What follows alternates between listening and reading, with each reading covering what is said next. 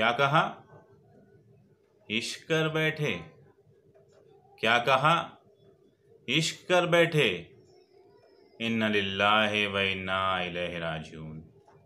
अस्सलाम वालेकुम दोस्तों, मैं हूं सुब्तान आलम और आप देख रहे हैं बोल उर्दू स्टूडियो।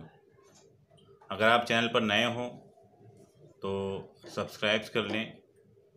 जी हाँ दोस्तों, आज मैं जिस शायर के बारे में बात करना चाहता हूँ आपसे, जिसे ख़ास तौर पर सोशल नेटवर्किंग साइट पर बहुत सर्च किया जाता है, जिनकी शायरी दिलों का मरहम है और जिस शायर को पागल, दीवाना, मजनू और पता नहीं क्या क्या कहा गया है, तो आप जान ही गए होंगे कि मैं किस शायर के बारे में बात कर रहा हूँ। जी हाँ, जॉन एलिया।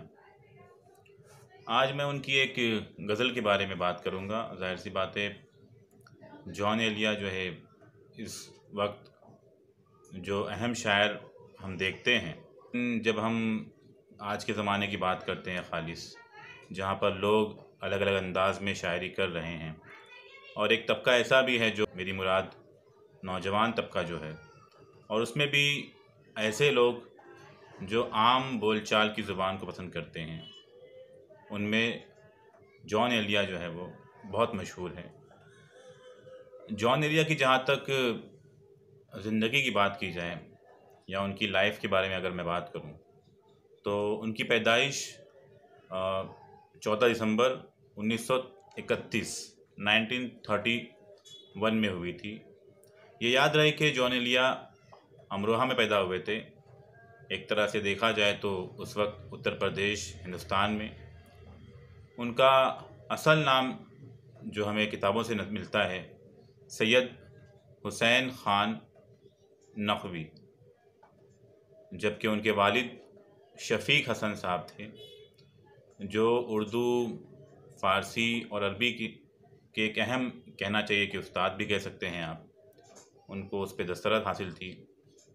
जॉन एलिया की तालीम के बारे में जहाँ तक ताल्लुक़ है, तो उन्होंने ख़ास तौर पर, चूँकि उनके वालिद साहब को अदब से लगाव था, शेर व शायरी का शौक़ भी था, तो बचपन से ही वो अपने वालिद के साए में पले हैं। तो जहाँ तक उनकी तालीम की बात है, आम तौर पर ये भी कहा जाता है कि उन्होंने देवबंद से भी तालीम हासिल की थी, जो कि हिंदुस्तान का एक बड़ा अदारा भी रहा है। उनके ख़ानदान में अगर हम देखें कि उनके 5 भाई थे, जिनमें 2 बहुत अहम हैं। एक तो रईस अमरोही साहब हैं, जो बहुत मशहूर हुए। दूसरे मोहम्मद तकी साहब, जो फ़िलोसफ़र भी थे। और 5 भाइयों में वो सबसे छोटे थे, जॉन एलिया साहब।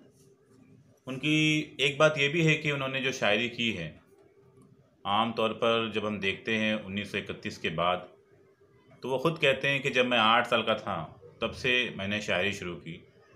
और ये भी कहते हैं कि उसी साल उनको इश्क भी हुआ पहला, या ये कहें कि, लेकिन अगर असल में देखा जाए तो 8 साल में अगर इश्क हो जाए तो क़यास कह सकते, या ये कहें कि हम, बहरहाल, तो उनकी जब हम शायरी का मुताला करते हैं, उनकी गज़लों को देखते हैं या उनकी नज़मों को देखते हैं ख़ास तौर पर, तो उनकी नज़मों में आम तौर पर ग़म हिजरा, जो हिज्र की कैफ़ियत होती है, महबूब से दूरी, अकेलापन, तन्हाई, बेबसी और विसाल,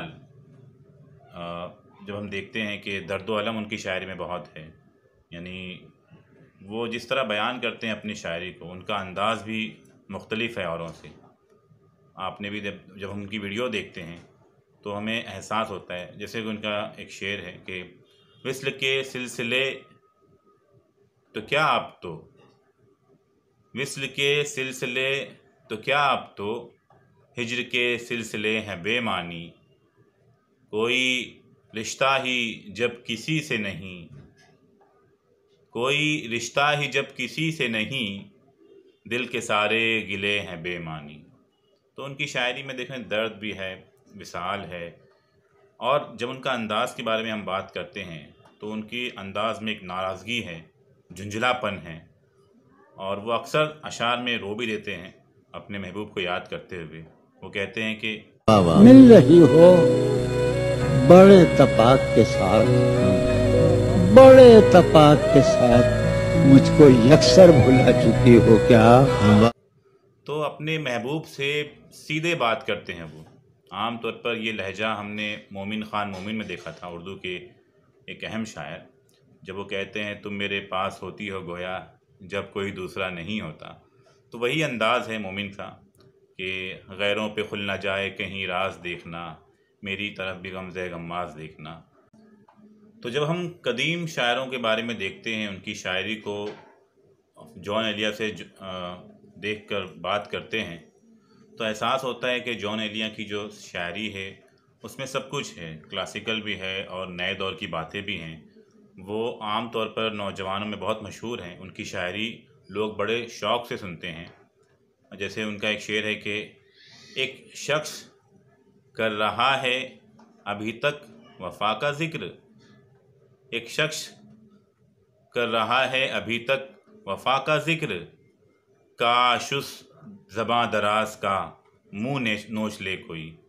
तो वो इस तरह बात करते हैं अपने महबूब से ज़ाहिर। और ये सब बातें कहाँ से आई, ये दर्द, ये वीरानी, तो उनकी बेगम जो थी जिनसे उनकी शादी हुई थी, उर्दू के एक मशहूर ये कहना चाहिए कि अदीबा गुज़री हैं, ज़ाहिदा हिना, और उन दोनों की जोड़ी ज़ाहिर सी बात है बहुत मशहूर भी रही है।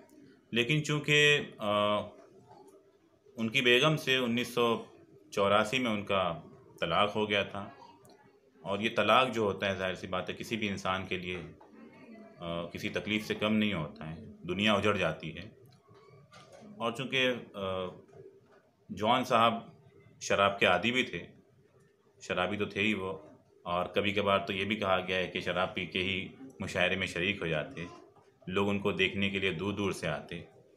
और उनकी ज़िंदगी में जो उनके मजमूए शायर हुए, ख़ास तौर पर जब हम मुताला करते हैं तो 1990 में उनका पहला मजमूआ शायर हुआ, शायरी की पहली किताब, जिसका नाम था शायद।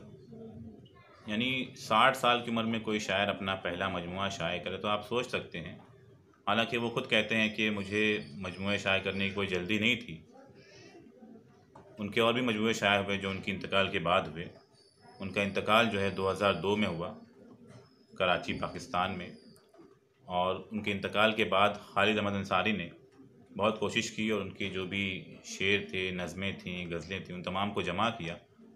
और उसके बाद यानी आया 2003 में, गोया आया एक मजमूआ, या फिर लेकिन, गुमान, ये सारे मजमूए जो है उनकी वफ़ात के बाद शाये होते रहे। तो जॉन एलिया की मशहूर गज़ल में आज जो मैंने आज इस पढ़ूँगा मैं, उम्र गुज़रेगी इम्तिहान में क्या, उम्र गुज़रेगी इम्तिहान में क्या, दाग ही देंगे मुझको दान में क्या। और मेरी हर बात बेअसर ही रही, मेरी हर बात बेअसर ही रही, नुक्स है कुछ मेरी बयान में क्या। और मुझको तो कोई टोकता भी नहीं, मुझको तो कोई टोकता भी नहीं, यही होता है ख़ानदान में क्या। अपनी महरूमियाँ छुपाते हैं, अपनी महरूमियाँ छुपाते हैं, हम गरीबों की आन बान में क्या। और खुद को जाना जुदा ज़माने से, खुद को जाना जुदा ज़माने से, आ गया था मेरे गुमान में क्या। बोलते क्यों नहीं मेरे हक में, बोलते क्यों नहीं मेरे हक में, आबले पड़ गए ज़बान में क्या, आबले पड़ गए ज़बान में क्या। वो मिले तो ये पूछना है मुझे, वो मिले तो ये पूछना है मुझे, अब भी हूँ मैं तेरी अमान में क्या, अब भी हूँ मैं तेरी अमान में क्या। और ये शेर देखिए जो बहुत मशहूर हुआ था उनका, ये मुझे चैन क्यों नहीं पड़ता, ये मुझे चैन क्यों नहीं पड़ता, एक ही शख्स था जहान में क्या। तो ये गज़ल मुझे बहुत पसंद है उनकी, और ये आज के लिए इतना काफ़ी है। इंशाल्लाह हम फिर कभी किसी और शायर के बारे में बात करेंगे। तो अगर आपको ये मेरी कोशिश अच्छी लगती है तो आप चैनल को सब्सक्राइब करें, लाइक करें और कमेंट भी करें, और साथ में बेल आइकन भी दबाएं, नोटिफिकेशन की घंटी भी दबा दें, ताकि आने वाली वीडियोस जो है वो आप तक पहुंचती रहे और हम लोगों को हौसला मिलते रहे। बहुत बहुत शुक्रिया। अल्लाह हाफ़िज़।